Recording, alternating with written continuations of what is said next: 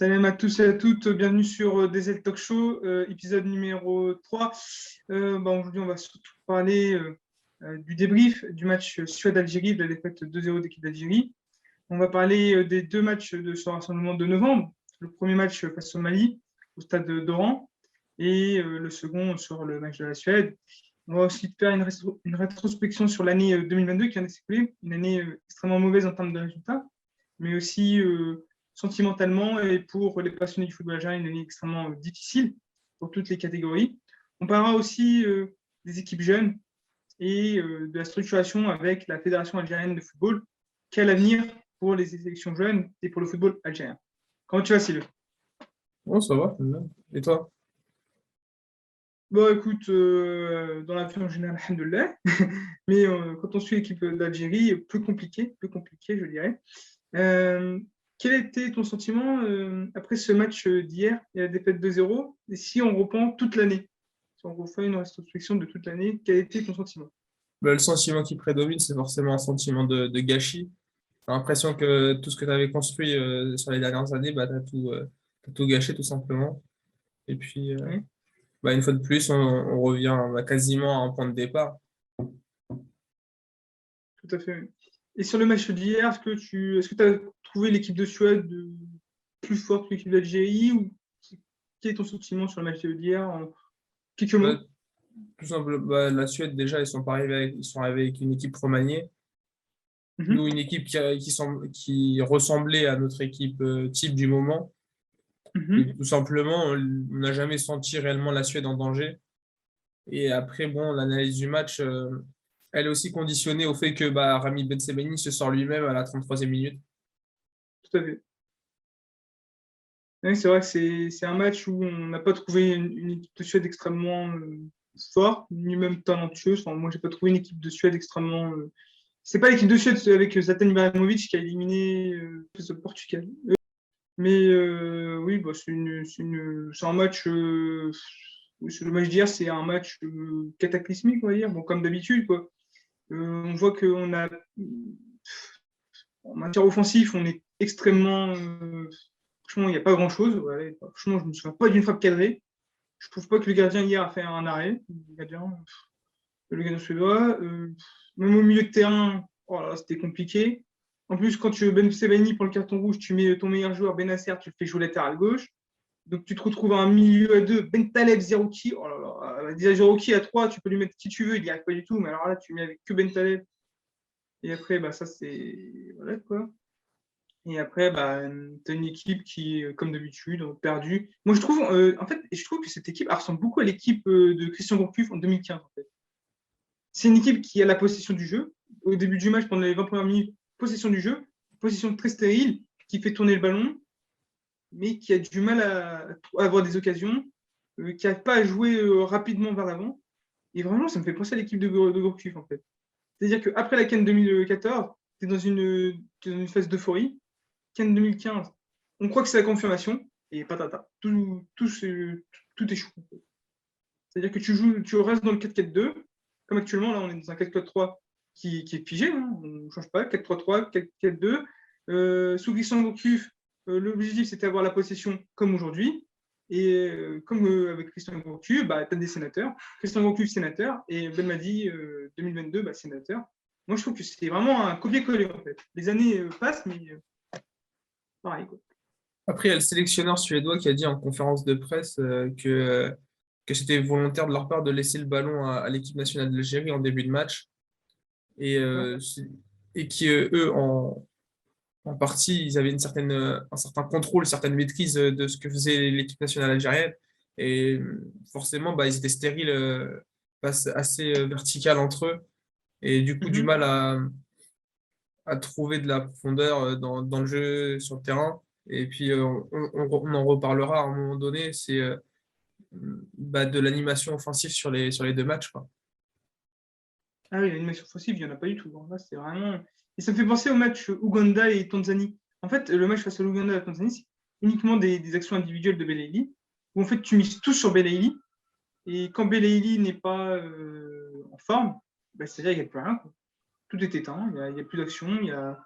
Franchement, Oui, il n'y a rien du tout. Il y a rien du tout. À part Slimani qui était en position de hors-jeu à de nombreuses reprises, j'ai pas en tête une action, en fait.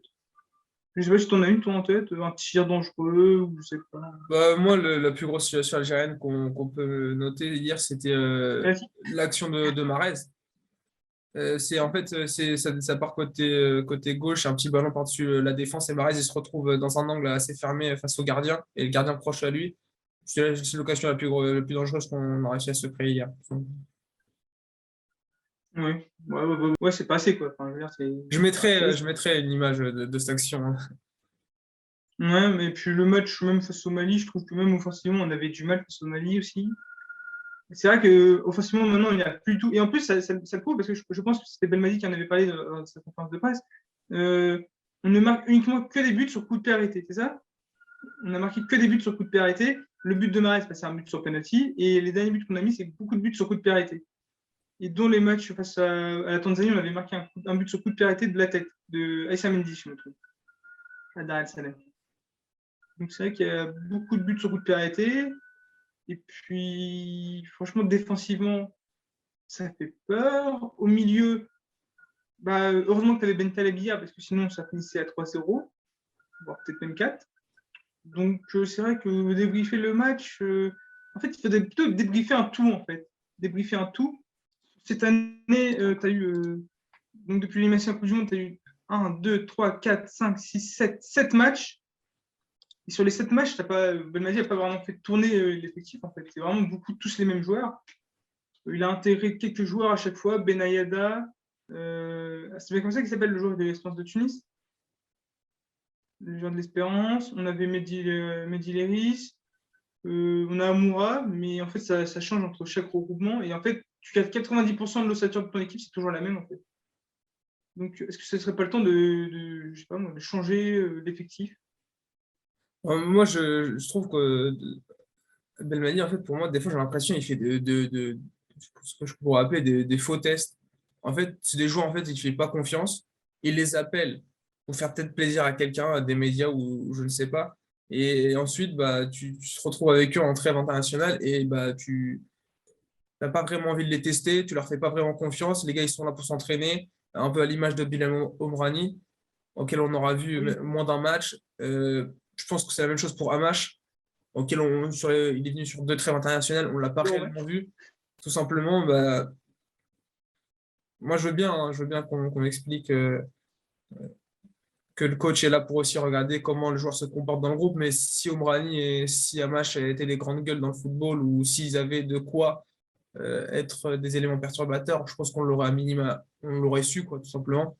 Et puis, bah, c'est des situations qui sont bah, dommageables, tout simplement. Non, mais c'est vrai que moi, j'ai l'impression qu'en fait, on est plus sur du foot tactique avec Jamel Belmadi. On est plus sur de l'ego.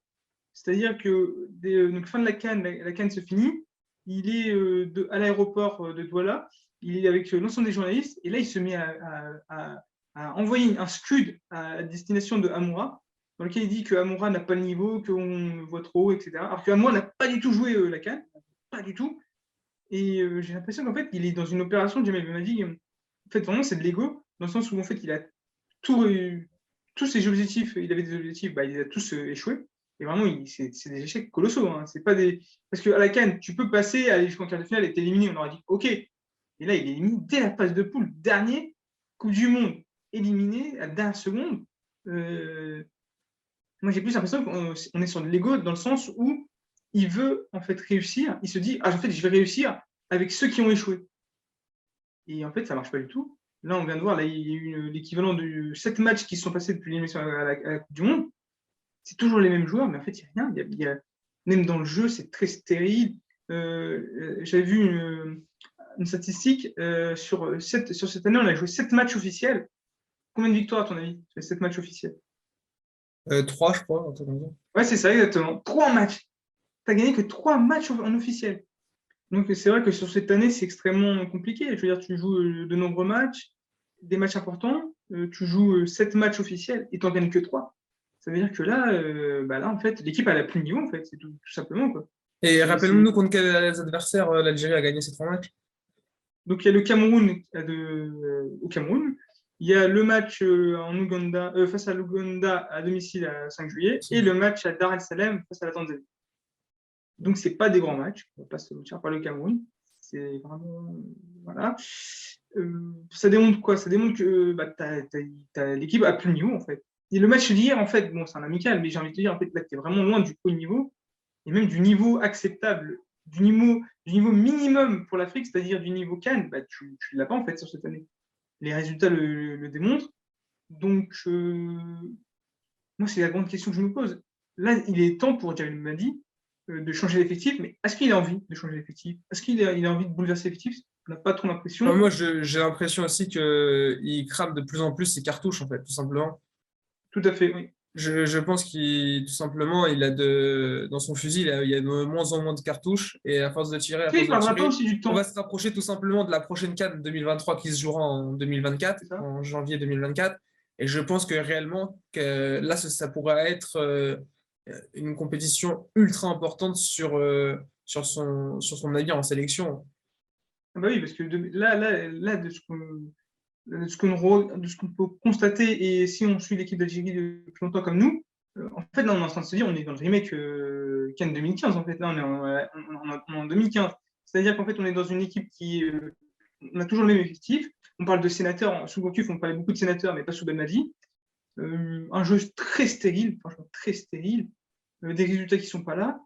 Et on se dit, si Belmadi ne perd pas des changements, et moi, je pense en fait, les changements, moi, je pense qu'il ne faut pas changer tout l'effectif. Mais je pense qu'il y a certains joueurs, il faut les remplacer. Si tu prends le cas à droite du latéral Benayada, je pense que Benayada, il n'a pas le niveau pour l'équipe nationale.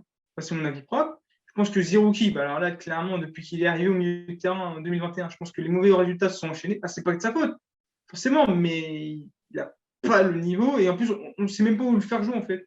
On le met des fois en sentinelle, des fois on le met en 8, des fois on le met en 6. À chaque match, ça change. Bah, c'est un peu comme Moi, je vois un match. Benrahma, tout simplement. On a l'impression que ces joueurs-là sont meilleurs en club qu'en équipe Benrahma, c'est ce que nationale. j'allais dire. Après, Oui, après, ça Benrahma. peut être, on peut dire que c'est soit la faute du joueur ou soit la faute du coach qui ne réussit pas à le faire rentrer dans son collectif. Mais c'est triste. Mais à un moment donné, en sélection, quand tu as un gros vivier de joueurs, ou en tout cas, tu as un vivier de joueurs, tu as une soixantaine de joueurs. Alors, est-ce qu'ils sont tous capables de jouer en sélection A au niveau? C'est une autre question. Mais à un moment donné, il y a des joueurs qui vont prendre les places. Et à un moment donné, tu as un joueur, quand Kadri va revenir, quand Kendoussi, à un moment donné, après la CHAN, il Oui, va être sélectionnable avec Léa réellement. À un moment je donné, me permets. Moi, ils vont moi j'ai prendre les pas places. l'impression que Jamel Belmadi compte sur. Moi, j'ai pas l'impression. Ah, ça, c'est toi, parce que tu suis le championnat d'Algérie et tu fais des résumés sur ta chaîne. Mais j'ai pas du tout l'impression que ces joueurs soient dans la liste de l'équipe d'Algérie, hein. Moi, j'ai l'impression, pour moi, c'est Aprim et Aprim Ken. C'est tout, hein. Donc, oui, je serais d'accord avec toi. Il faut rajouter du 109, même des joueurs du championnat d'Algérie, mais j'ai pas l'impression que ce soit dans l'ordre du jour. Et j'ai plus l'impression qu'en fait, on veut rester avec les joueurs actuels qui n'ont pas du tout le niveau d'une sélection, en fait. Benrahma, oui, il joue à West Ham, et Benrahma, il n'a pas du tout le niveau. Sur les entrées d'hier, moi, quand je vois Amoura qui rentre et qui part partout, qui récupère des ballons et qui est extrêmement présent, et quand je regarde Benrahma, je me dis, ah oui, quand même. Ah ouais, quand même. Je me dis, quel joueur joue à West Ham et quel joueur joue à Lugano, hein. Je me dis, oh, ça fait peur, hein. En tout cas, si je peux me permettre d'ajouter, je suis content d'avoir vu Bilal Brahimi sur cette trêve internationale. On a vu il réussit à bien s'entraîner, il court bien autour du terrain et il s'échauffe pas mal aussi. Ça, en plus, c'est mon coup de cœur de cette trêve internationale. Là, oui, alors sur ce regroupement, c'est vrai que même Mehdi Léris, il a se posé des questions, hein. Mehdi Léris, qui vient dans l'arrivée en équipe d'Algérie, il se dit, bon, bah, moi, je joue à tous les postes, je joue latéral gauche, je ne suis pas latéral gauche, on me met au milieu, enfin, il doit être un peu perdu, même Mehdi Léris. Et moi, je pense que le joueur qui doit être le plus perturbé et qui est un bon joueur et qui ferait extrêmement du mal avec l'équipe nationale, c'est Boudaoui. Boudaoui, on ne l'a jamais mis 90 minutes, on ne l'a jamais mis à sa place en équipe d'Algérie. Et en fait, à chaque fois, il fait des matchs. Des fois, on estime qu'il fait pas bon, des fois qu'il est bon, mais des fois, donc c'est moyen. Donc les gens estiment. Et après, sur Internet, sur Twitter, c'est un tribunal en fait. On se met à vilipender ou à critiquer Boudaoui, alors que moi, j'ai pas l'impression que Hicham Boudaoui a été mis dans les mêmes conditions que Saïd Benrahma. Alors les deux ne sont pas au même poste, je suis d'accord, mais j'ai pas l'impression qu'on donne beaucoup de chance à Boudaoui, alors que Benrahma, je suis désolé. Moi, je me souviens de matchs Benrahma, même face à Djibouti, où il avait un peu du mal. Hein, je suis désolé. Ouais. Donc, franchement, je comprends pas trop. Je comprends pas trop. Et non, mais ça aussi, Je sais le pas si... sélectionneur, il a un rôle dans le jugement qu'on a sur les joueurs, tout simplement. Par exemple, un joueur comme Zerouki aura beaucoup plus, il a eu beaucoup plus de matchs pour essayer de s'acclimater à la sélection nationale qu'un Belkebla ou qu'un autre Boudaoui. joueur.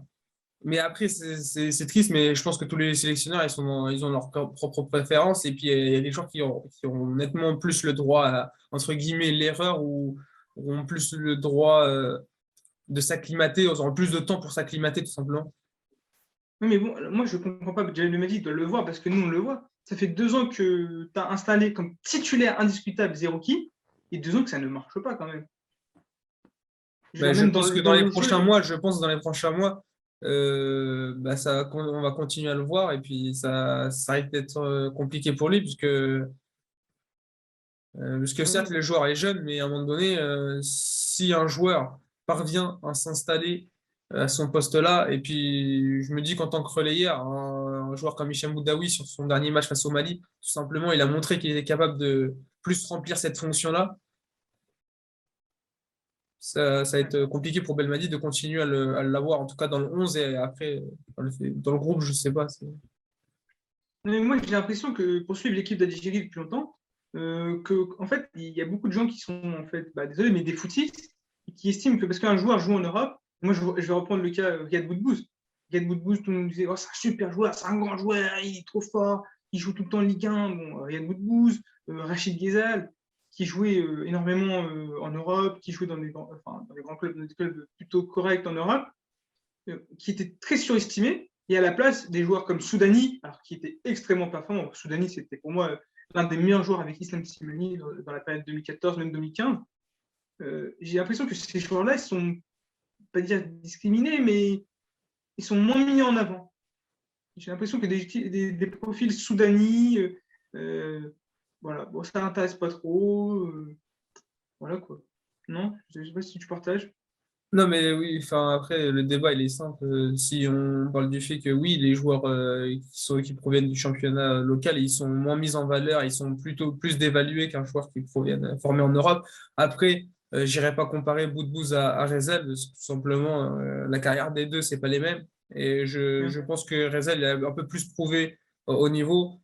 Pour moi, si tu fais trois bonnes saisons, euh, une bonne demi-saison à la Fiorentina, ensuite tu fais 2 bonnes saisons à Beşiktaş, c'est pas le même niveau que être bon à Montpellier C'est chaud. ouais, ou Saint-Étienne, et puis même pas réaliser de grandes saisons, quoi. C'est pas du tout le même niveau, quoi. Non, c'est pas le même niveau, mais moi j'ai surtout l'impression que les joueurs qui viennent d'Algérie, type Djabou, type Soudani, c'est pas trop.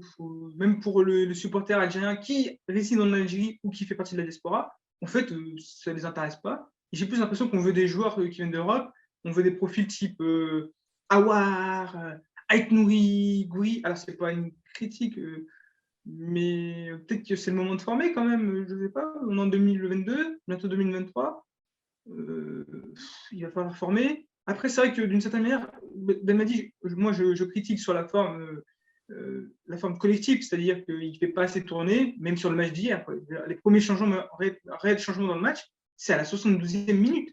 Le coach de la Suède, il avait déjà fait 5 changements. Donc bon, en plus, c'est des matchs amicaux. J'ai pas l'impression que sur les matchs amicaux, on a fait beaucoup tourner. Franchement. Alors oui, tu as fait jouer Tougaï. Tu fais jouer Tougaï parce qu'en fait, tu as des joueurs qui est blessé, dont le joueur de T'as Ben anciennement de Sebaini aussi l'Espérance. qui avait le Covid, et du coup, vu que tu fais Ah, absolument pas ouais. confiance à Amash, bah, t'es dans l'obligation de mettre tout bas à gauche.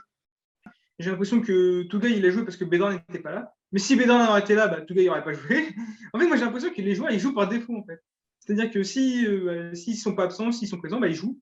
Et s'ils sont, voilà, ils sont pas trop utilisés, les profils type Bilal Brahimi, Boudaoui, Amash, même quand il y avait ZK, c'est pas trop utilisé. Euh, tous ces profils-là, Amoura, c'est pas trop utilisé, en fait. Je sais pas pourquoi. Je vois pas pourquoi. Mais est-ce que tu penses que là, il est vraiment nécessaire d'opérer un changement? La prochaine date pour l'équipe d'Algérie, c'est en mars. Et le problème, c'est que dès mars, en fait, ça va être des matchs officiels. ça va être des matchs pour les éliminatoires de la CAN. Est-ce que tu penses que ce sera le moment, je ne sais pas, d'intégrer des Ait Nouri, parce qu'on parle de Ait Nouri, de Awar, ou même d'aller se prospecter chez la Prime, ou on garde les mêmes et on continue? Bah, de toute façon, je pense, hein, on va être honnête, il y aura 2 matchs, si je ne m'abuse, double confrontation face au Niger. 20 mars, Algérie-Niger, 28 mars, Niger-Algérie. Les 2 prochains matchs d'Algérie étant face au Niger, des matchs officiels, est-ce que ce serait peut-être le moment d'intégrer de nouveaux joueurs à ton avis? Bah, je pense le premier match, il se jouera en Algérie face au Niger. Je pense que là, Belmadi, il aura peut-être l'occasion de faire un peu plus tourner parce que normalement, je dis bien dans un monde normal, face au Niger, on devrait l'emporter avec un petit peu de marge, avec au moins 2 buts d'écart. Mhm. Je pense que s'il ramène réellement un joueur comme Ait Nouri, il aura la possibilité de le tester, en tout cas de le faire entrer en jeu. Est-ce que Après, je tu ne sais penses pas avec qu'il le faut. carton rouge récolté par Ben Sebaini s'il est suspendu ou pas, parce que vu que c'est quand même un match FIFA, c'est aussi ça à prendre en Attends, compte. mais est-ce que tu penses aussi, c'est peut-être le moment pour Belmadi, alors tu intègres de nouveaux choix, mais de basculer dans un nouveau système, où on reste sur le 4-3-3, comme Gourcuff, c'est 4-3-3 et on reste en 4-3-3. C'est le moment de changer. Mais moi, je ne suis pas sûr que le 4-3-3 soit problématique en soi. C'est plutôt les joueurs que tu mets pour remplir les fonctions que te demande un réel 4-3-3, tout simplement, hein. Mhm. Je pense que tu as trouvé ton joueur capable de jouer devant la défense, Ben Taleb. Je pense que tu l'as trouvé. Oui. Je pense que Benasser franchement, une fois de plus, c'est un joueur magnifique. Franchement, même son match hier, il est capable de jouer réellement à tous les postes. Mais C'est, il manque un joueur.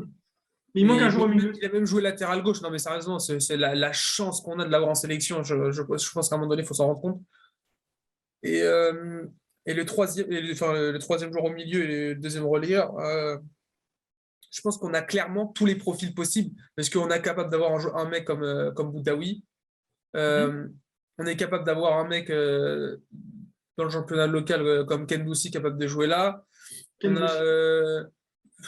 malheureusement, après moi je suis pas du tout fan. Je pense que Belmadi veut ramener réellement Aouar. Ouais, je crois que Belmadi souhaite ramener Aouar, mais je pense qu'on a aussi un joueur comme Kadri. On a plein de styles et de profils différents, des joueurs capables d'avaler les espaces, des joueurs capables de jouer un petit jeu, euh, former beaucoup de triangles au milieu, tout ça. Non, mais je pense même un mec comme Boudjema, un joueur capable de vraiment Boudjema. un guerrier, un peu dans le même profil qu'un Laidouni, mais vu que Belmadi ne regarde pas ses matchs, ça va être compliqué Mhm. de l'avoir en sélection prochainement. Oui, oui, donc oui, on reste sur des profils qui ont déjà été cités dans la presse, type Ait Nouri, Awar. Peut-être pas de Boudjema ni Gendouzi, mais qui serait intéressant à tester, moi je trouve, hein. Boudjema et même Gendouzi. Euh, Mais ouais, il y a peut-être un truc que j'ai peut-être pas dit dans le débat précédent, c'est que je pense qu'il y a un manque de concurrence à certains postes en équipe nationale, où cette concurrence, elle n'existe pas du fait des choix de Belmadi, où il a jamais réellement essayé de mettre en place de réelles alternatives, il n'a jamais réellement essayé de mettre en place de réels concurrents à certains postes. On peut prendre par exemple le poste de défenseur gauche, le poste de défenseur droit. Il n'y a pas de réelle concurrence au poste de Riyad Mahrez, Delaney, Belaïli également. Diderot Après, Fekir. après, on n'a peut-être pas évoqué, du coup, je vais l'évoquer maintenant. Euh, C'est bon. sur C'est la notre défense, émission, alors de tout tu dire. T'as le non, droit mais de tout dire, respectueux. on l'a pas évoqué, mais l'animation offensive sur les 2 matchs, on l'a brièvement évoqué au début de l'émission, tout ça. Mais elle est d'une pauvreté qui est affligeante, parce que tout simplement, si on essaye de voir combien de fois on a servi nos numéros 9. Je prends sur l'entièreté du premier match à Somalie et je vais juger et je vais être sympa. Je vais pas juger sur les 90 minutes parce qu'on va me dire oui, ils étaient à 10 contre 11, ok. Je vais dire jusqu'à la 32e où Ben Sebaini sort du match. Euh, Il y a une seule action pour le numéro 9 algérien et c'était le centre de Mahrez pour Haribi à la 55e minute face au Mali en 120 minutes, 90 plus 30, 120. C'est problématique. Surtout que j'ai l'impression que sur ces derniers mois, on joue pour que ce soit nos ailiers qui brillent. Et une fois qu'ils sont plus inspirés ou ils sont plus trop dans le coup en sélection, tout simplement, il n'y a pas de réel. J'ai l'impression, je sais pas pourquoi on joue sans essayer de mettre notre neuf dans les meilleures conditions. Et c'est facile, hein, parce que c'est facile de critiquer Slimani et d'arriver à la fin du match. Vous voyez, Slimani, ah, vous voyez, Amoura, il a beaucoup plus de réussite lorsqu'il rentre. Mais Slimani, il a besoin d'être servi tout simplement. Et on sait qu'en Afrique, une fois qu'il est servi dans la surface, il peut être dangereux. Mais on se retrouve avec un jeu on, quel que soit le neuf qui joue, que ce soit Bounjeh, Haribi, Amoura, Slimani, de là, les gars, ils n'ont jamais un ballon. C'est des joueurs, ils n'ont jamais un ballon, ils sont jamais mis en avant. Et à un moment donné, c'est la faute du coach. À un moment donné, il faut le dire. Et c'est pas compliqué à trouver, hein. Et moi, il y avait une chose qui n'a rien à voir, mais que tu avais souligné. Il y a aussi un manque dans le mental. On n'a pas du tout de mental. En fait. Non, mais ça aussi, je pense réellement que l'équipe nationale algérienne, quand je l'ai tweeté, elle a, elle a le besoin d'être accompagnée sur le point de vue psychologique. Alors, je sais, c'est pas flatteur de dire ça. Je sais que ça fait un peu bizarre, ça fait bobo ou je ne sais quoi. Mais à un moment donné, il faut être honnête. Cette équipe, mentalement, à chaque fois qu'elle a un minima de pression, elle craque. Que ce soit en partie lors de la Coupe arabe sur certains matchs, face au Qatar. Mentalement, hein, tu fais que de reculer, tu craques, tu te fais choper l'égalisation. Heureusement que Brahimi, il sort un coup de génie pour gratter un penalty en fin de match. Face à l'Égypte, en phase de poule, tu te fais fou, t'es sous pression et tu craques. Face au Maroc, dès qu'ils te mettent un peu de pression, ils reviennent dans le match. Même la CAN, Euh, hein, même la CAN, c'était Nigeria, Côte d'Ivoire. à la CAN, sur les matchs décisifs, une fois que tu rates ton premier match face au Sierra Leone, le match Moi, je face à parlais la de Guinée 2019. équatoriale, face à Côte d'Ivoire, tu en craquage complet. Ok, je parlais Mentalement, de tu 2019. craques. Match retour, une fois que tu as la qualification en main, après le but d'Ahmed Touba, tu craques. Tu joues en Europe face à des équipes, le Mexique et face à, à la Suède. Tu arrives sur des matchs où ça te demande plus de concentration, beaucoup d'engagement. Tu craques, tu termines à chaque fois les matchs à 10. À un moment donné, je pense que c'est cette nervosité qui est présente, cette fragilité nerveuse aussi. Je pense plus pour moi, plus de la fragilité nerveuse. C'est aussi de la faute de l'entourage et de la pression qu'on met autour de cette sélection. Et, et l'encadrement, le staff technique, pour moi, elle a aussi un rôle dans tout ça. Ouais, c'est vrai. C'est vrai que sur l'équipe nationale, on se pose beaucoup de questions. Mais est-ce que le gros du problème du football algérien, c'est-à-dire que on reprend cette année, tu n'étais pas donc échec premier tour, Coupe d'Afrique 2022, élimination de la Coupe du Monde 2022 au Qatar, élimination des U23 dès le deuxième tour. Et en plus, quelle élimination, tu te fais Fimbou face au Congo RDC. Et ensuite, élimination des U20. Est-ce que le problème, en fait, il ne serait pas plus global dans le football algérien, c'est-à-dire au niveau de la FAF? Alors, on sait qu'on n'a pas de DTN, mais est-ce que là, vraiment, il est temps de, je sais pas moi, d'opérer des changements directement au sein de la FAF? Je pense que de toute façon, la FAF, enfin, j'ai l'impression que c'est toujours été mal géré, tout simplement. C'est-à-dire que même quand on gagne la CAN en 2019, il y a des problèmes au sein de la FAF qu'on essaie de dissimuler à gauche, à droite. Mais tout simplement, à un moment donné, quand tu bosses mal, tu reprends toujours le retour de bâton en pleine face, tout simplement. Et le manque de travail, le manque de réelle structuration du football, à un moment donné, les sélections jeunes, elles le payent. Parce que quand tu mets des coachs et des personnes qui ne sont pas capables de créer un projet collectif en 2 ans avec des jeunes, tout simplement, tu te retrouves à proposer une bouillie sur une qualification en tournoi UNAF pour les U20. Et puis, quand tu bricoles une équipe U23 en 6 mois, il n'y a pas de miracle, tout simplement. Même face à une équipe où tu es supposé être meilleur que. D'ailleurs, supposé, je ne sais pas au nom de quoi, mais tu es censé être meilleur qu'eux, tout simplement, tu te retrouves à te faire avoir et vivre une humiliation, tout simplement, en RDC. Moi, j'ai surtout l'impression que c'est pas tenu. Enfin, tout le monde le sait, mais c'est pas tenu. C'est pas une fédération qui est extrêmement professionnelle. On est plus sur du recasage politique. Anciennement, c'était Monsieur Amara. Monsieur Amara qui dirigeait une société. Alors, c'est pas contre lui, mais bon, il faisait des briquets, il faisait des allumettes. Qui était le patron de Madar. Il connaissait pas grand-chose dans le foot. En même temps, il gérait le dossier de Renault. Je veux dire, bon, voilà, on savait, nous c'était la première vidéo qu'on avait fait sur la chaîne sur le problème Amara au sein de la fédération, qu'on vous invite à regarder sur, sur notre site YouTube SILE. C'est vrai que bon, bah, ça se savait qu'il y avait un problème Amara. Maintenant, c'est ZZF. Je crois que même avec ZZF, ça ne va pas changer grand-chose. Il n'y aura toujours pas de formation. Même au niveau des équipes jeunes, je ne pense pas qu'il y aura de grand changement. Je tiens toujours à souligner que moi, je suis quelqu'un qui suit l'équipe nationale d'Algérie jeune et les U23. Et qu'il y a quelques temps, c'était sur la chaîne Al24 News, vous aviez le sélectionneur national, M. Nourdine Oudali, qui était invité par Mahmoud Djibour, le fameux journaliste. Et durant cette interview, qui est une interview en fait de propagande, hein, très sincèrement, vous aviez M. Mahmoud Djibour qui était extrêmement complaisant et M. Oudali qui disait non, il n'y a pas de souci particulier en équipe U23, tout se passe très bien, les joueurs sont motivés, on va décrocher la qualification. Ils étaient déjà à la CAN U23, ils étaient déjà au Maroc. Les Écossais, ils étaient déjà au Maroc. Et en fait, moi, je trouve qu'en fait, on est dans une situation où en fait, il n'y a pas de remise en question, où en fait, les médias autorisés qui font partie de la sphère algérienne mainstream, bah, en fait, bah, ils mettent en avant un discours. En fait, ils idéalisent un discours ou une vision des choses qui n'est pas du tout réelle. Moi, je vous invite à lire des articles de la Gazette du Fennec ou de suivre des journalistes algériens qui sont sur Twitter, type Djiba ou même Zinob Delkader ou même d'autres, qui parlent de l'équipe U23.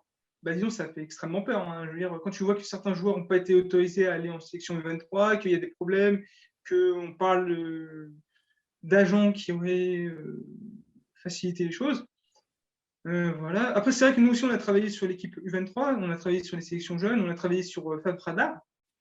Et ce sera dans les jours à venir sur notre chaîne, sur notre Twitter. Je vous invite à nous suivre. On va sortir un article extrêmement intéressant sur Fab Frada, sur comment est géré Fab Frada et sur l'utilité de Fab Frada et sur l'apport de Fab Frada. Et donc, je vous invite à suivre cet article qui paraîtra dans les quelques semaines à venir, non? C'est bien ça? Ouais, quelques jours. Au début, je ne savais pas si c'était le bon timing de prendre la Coupe du Monde. Je ne sais pas, on verra. C'est en fonction Qui de sera comment se comporte l'actualité, tout simplement.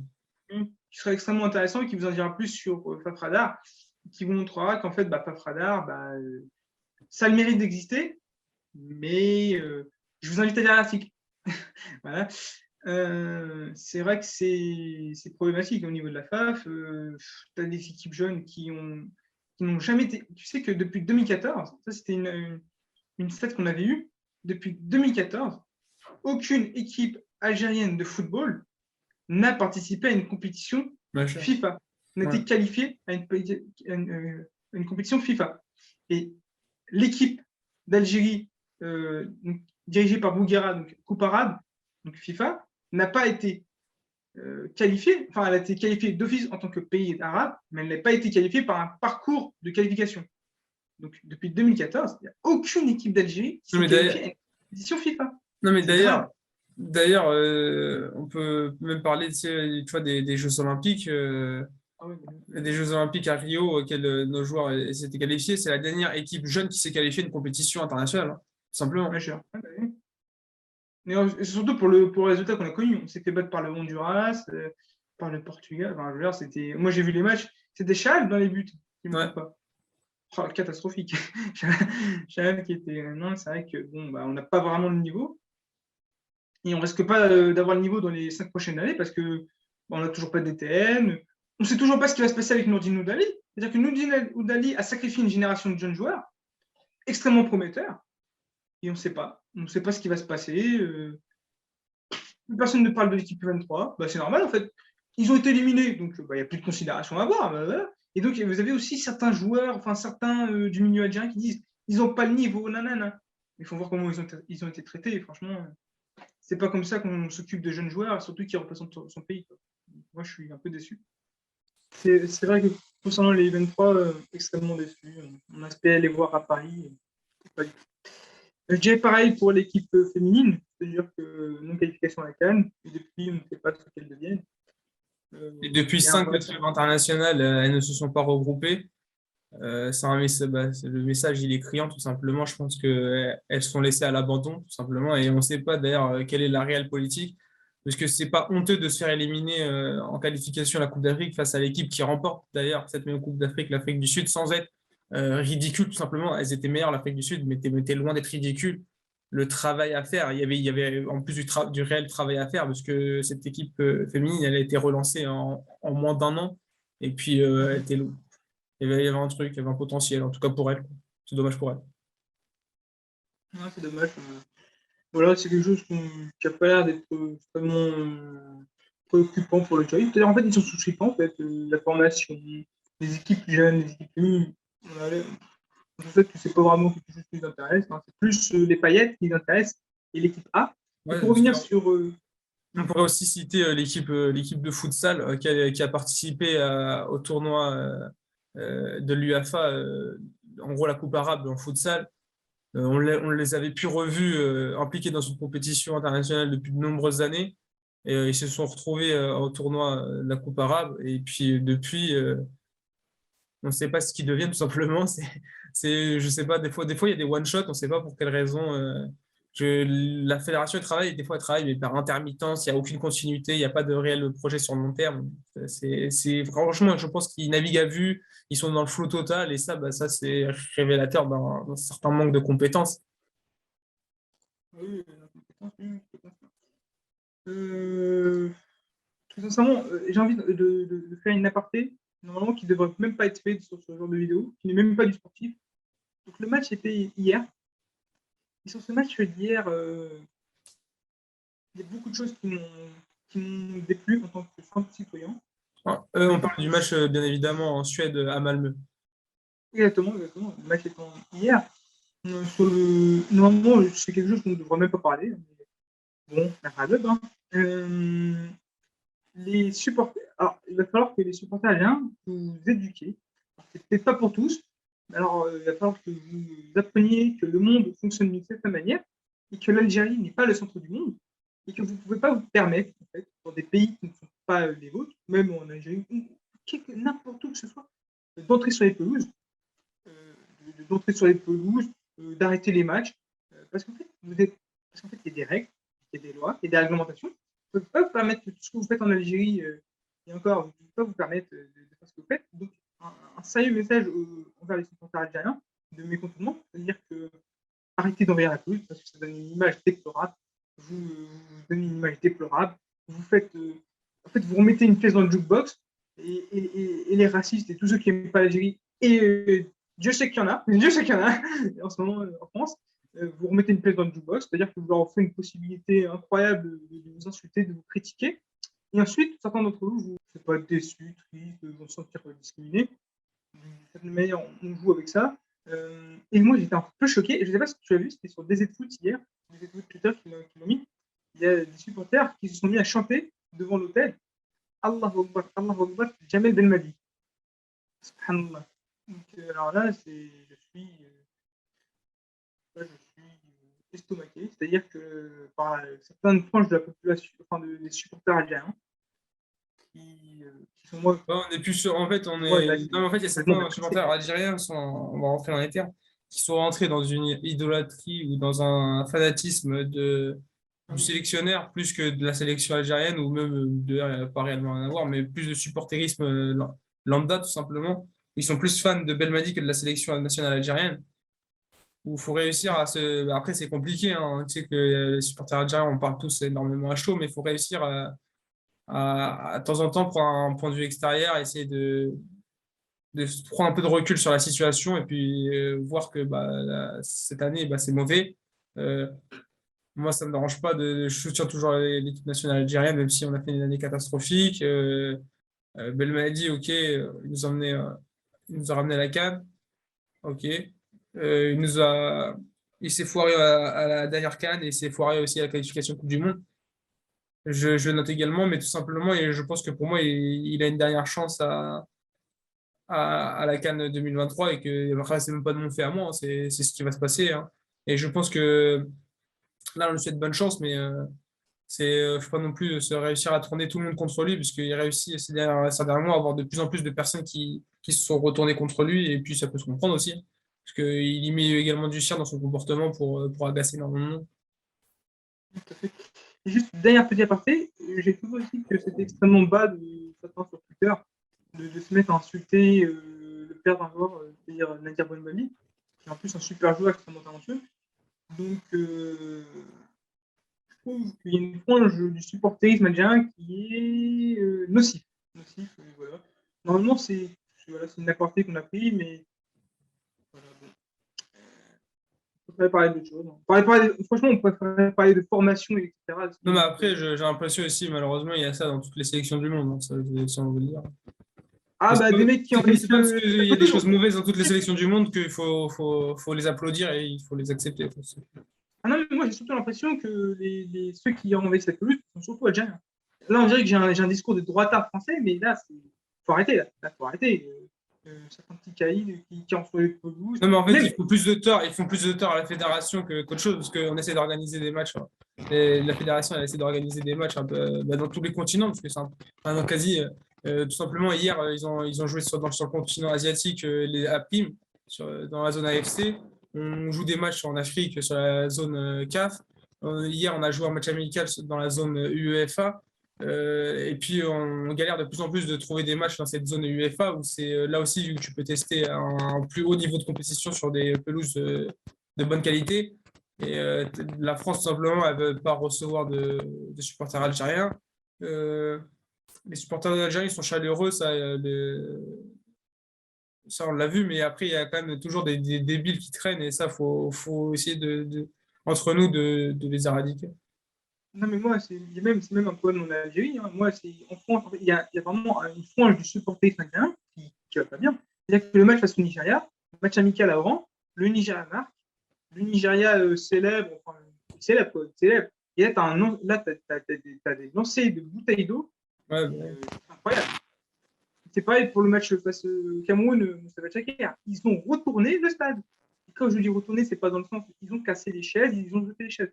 Donc là, il y a une frange du supporterisme non, mais algérien des qui est dizaines terminée. de milliers d'euros de dégâts matériels. Oh, c'est pas problème pour eux. Pour eux, c'est. Allez, chez l'État qui paye. Hein. Donc, non, mais là, il y a une frange du supporterisme qu'il faut éradiquer. Voilà, il n'y a pas d'autre mot parce que là, c'est de la violence. Hein. Là, on est sur de la violence, on est sur du manque de respect. En plus, et on a même hué les hymnes nationales. Donc, franchement, il faut revoir le comportement des supporters en Algérie et même en Europe, c'est-à-dire être respectueux des hymnes nationaux. Et quand les équipes adverses marquent des buts, ceux qui arrivent, bah, les respecter, ne pas leur jeter des bouteilles d'eau et ne pas envahir le terrain. Mais c'est pas à nous de le faire, c'est à la fédération de le faire, c'est aux autorités de le faire. Et ça, c'est un message qu'on envoie. Ça va être la fin de l'émission. Merci de nous avoir suivis sur SILE. Si vous souhaitez nous suivre et avoir plus d'informations sur l'équipe nationale d'Algérie, veuillez nous suivre. Vous pouvez nous suivre sur notre Twitter ou sur notre site YouTube SILE pour suivre l'intégralité de l'actualité algérienne et des vidéos retraçant le parcours des équipes jeunes algériennes, mais aussi du championnat d'Algérie. Si vous souhaitez échanger avec nous, vous pouvez le faire sur Twitter. Si vous êtes coach, amoureux de football algérien, coach en Algérie, formateur en Algérie ou en France, vous pouvez échanger avec nous, même pour nous proposer des sujets d'émission ou des sujets. Et on fera un plaisir d'échanger avec vous et de pouvoir échanger dans le futur avec vous. Et si vous voulez intervenir dans un prochain DZ de talk show, ou nous enregistrer une petite capsule, un petit billet d'humeur de quelques minutes sur un point qui vous touche, bah, vous pouvez me le dire. Vous pouvez nous contacter sur les réseaux, comme il a dit sur Twitter, @SIELE_SP. Et ouais, tout simplement, même sur les commentaires YouTube sous la vidéo, n'hésitez pas à liker, tout simplement. Tout à fait. N'hésitez pas à nous suivre. Et puis, on vous souhaite à tous une bonne continuation, Inch'Allah, et puis de vous porter bien. À la prochaine, ciao. Inch'Allah.